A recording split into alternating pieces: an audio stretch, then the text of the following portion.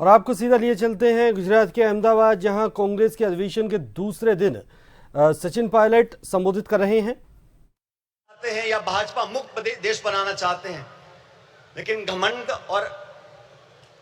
घमंड की ये परिकाष्ठा हो गई है कि कांग्रेस मुक्त बनाना चाहते हैं। मैं उन सब विरोधी ताकतों को बताना चाहता हूं कि कांग्रेस की जड़ें देश में तो बहुत मजबूत हैं ही, लेकिन गुजरात में भी बहुत मजबूत हैं।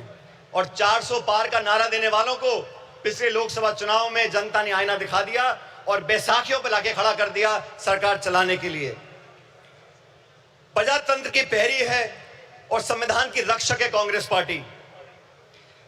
1950 में जब संविधान लागू हुआ था, उससे पहले बाबा साहब अम्बेडकर ने खुद 25 नवंबर 1939 को संविधान सभा में कहा था कि कांग्रेस के बिना संविधान बनाना असंभव था।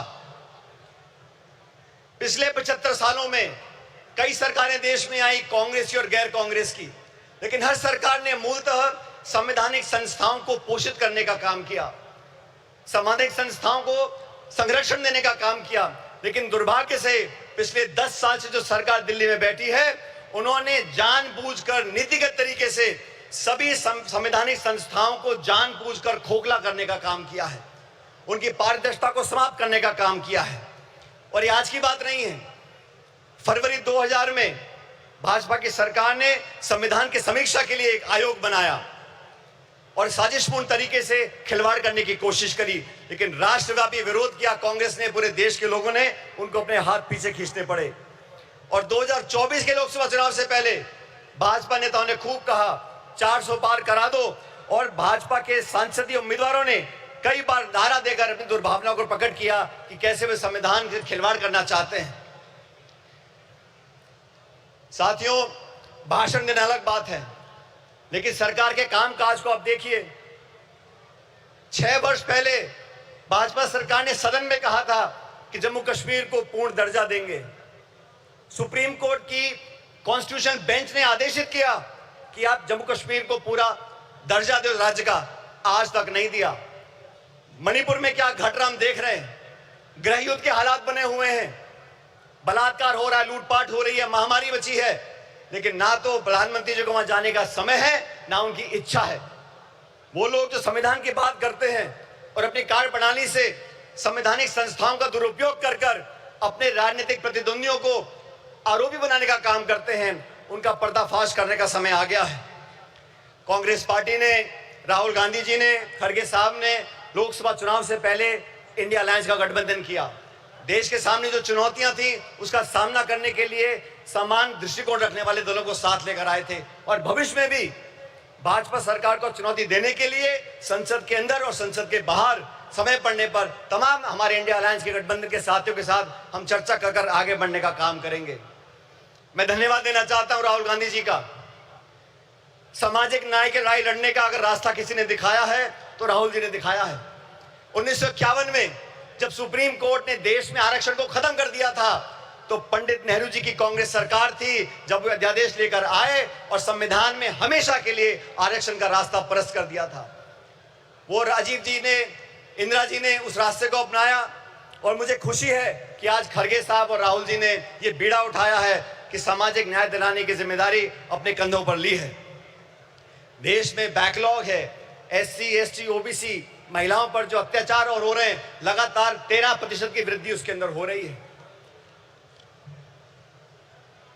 देश का सद्भाव, सर्वधर्म समभाव। आज जो टकराव पैदा किया गया है, भाई को भाई से लड़ाने की जो एक साजिश रची जा रही है, उसके खिलाफ हम सब कांग्रेसजनों को साथ खड़ा होना होगा। बिना संकोच के हमें कहना होगा, जैसा सरदार पटेल ने 1948 में जयपुर के अधिवेशन में कहा था कि कांग्रेस और कांग्रेस की सरकारें इस बात के लिए प्रतिबद्ध हैं कि भारत एक सच्चा धर्मनिरपेक्ष राज्य हो।